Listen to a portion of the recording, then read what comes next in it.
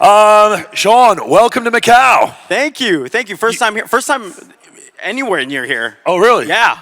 It's great to have you here. Thank you. And as Jasper says, you're doing so incredibly well. You're a bit jet lagged, but you made it. Yeah, we're here. No, we're good. We're good. good. I'm energized. I'm excited. You know, just being in this conference, and the energy here has been phenomenal. I've been talking to a lot of people. Everyone's super excited. So yeah, I'm like as tired as I could be getting off a flight. I don't think I could be more energized right now. You couldn't even tell. I mean, your energy is infectious. And guys, if you haven't seen his channel, Sean Does Magic, you'll know what I mean, because your energy is really next level.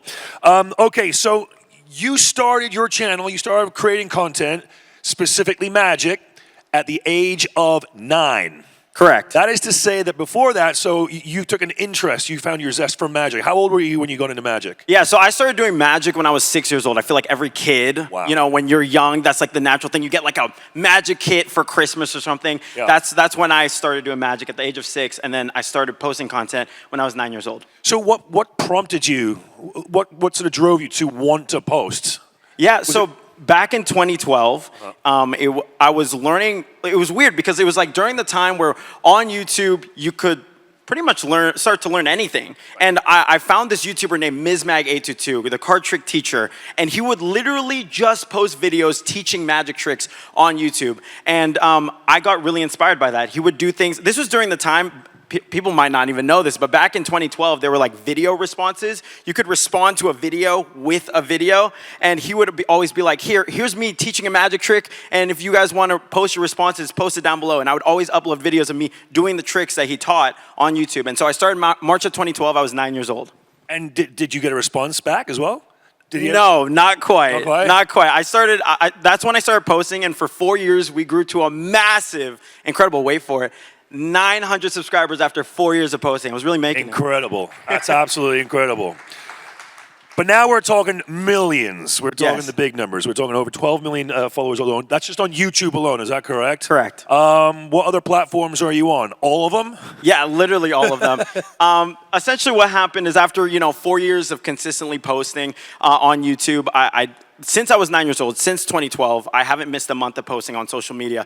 It was pretty much the one thing that I think I was put on this planet to do, is make videos. Yeah. And so from there, I started growing, making short form videos on Instagram. And then when TikTok came out, I was one of the first people. I was actually the first magician to really make a name for himself on TikTok. And yeah, by the end of 2020, we reached about 19 million followers on TikTok. Incredible. But I have to say, it's got to be extremely challenging. There are only so many magic tricks that can be done. Correct. And then be filmed as well, so that's going to be a challenge for you.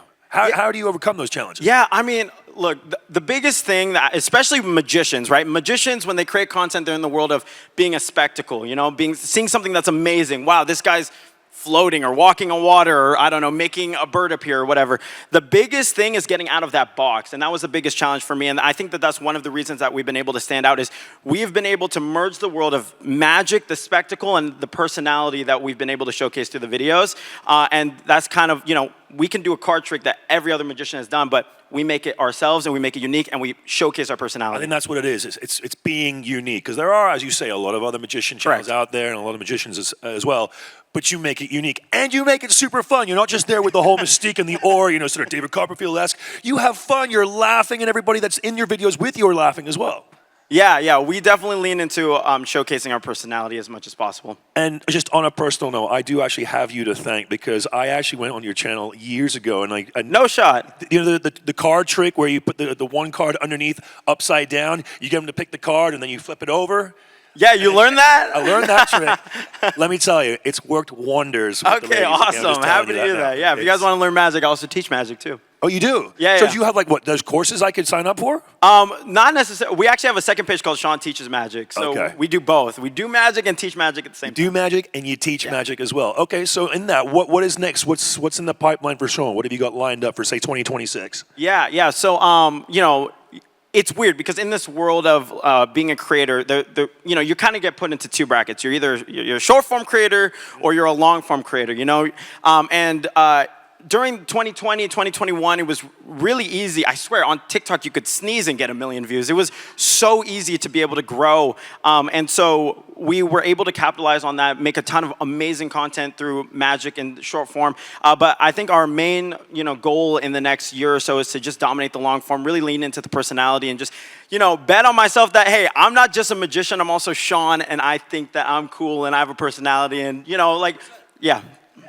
Okay, so we've got a lot of content creators out here with us as well in Macau. So I want to get your advice. I want to get you some tips from you for them. So what is the one, or give me a few if you want, but what is the one most important key aspect of being a content creator that you think everybody should follow? Yeah, so my number one piece of advice for anybody who's trying to create content is don't reinvent the wheel. I think a lot of, especially newer content creators, have an idea of what might do well or have an idea of what kind of works, but we really there's like very specific things that we look into when we're creating a piece of content that we don't reinvent.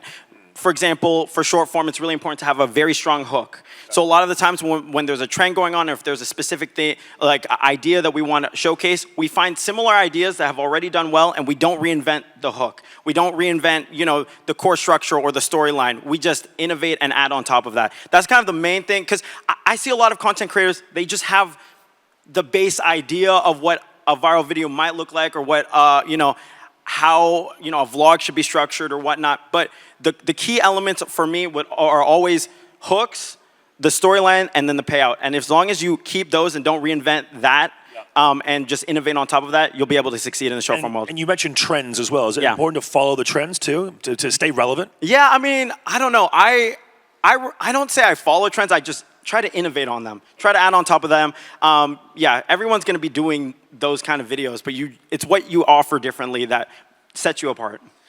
I have a boy. He's 12 years old, and not so long ago, my wife and I were having very deep discussions about whether or not we should allow him to have a phone and a device and all that kind of thing. The world is changing very, very rapidly, and the conclusion that we came to was, of course, is that, you can't be left behind. Technology is the future. The technology is now. You started at 9. Correct. Now, I watch my boy, if I'm being honest, spend too much time on his screens, okay? Right. And what I've told him is this. I said, dude, rather than watch, because he enjoys watching all of these creators and all of their content. I'm like, dude, why don't you start creating your own content? He's like, but what do I do? Please tell me, Sean, what can I tell him to do? What can I do to inspire, motivate kids who are on their screens all the time? I'm like, instead of watching, do it. Become a creator. Yeah, no, that's great. If I was talking to your boy right now, I'd tell him, like, hey, are there content creators that you like, that you look up to, that you inspire to?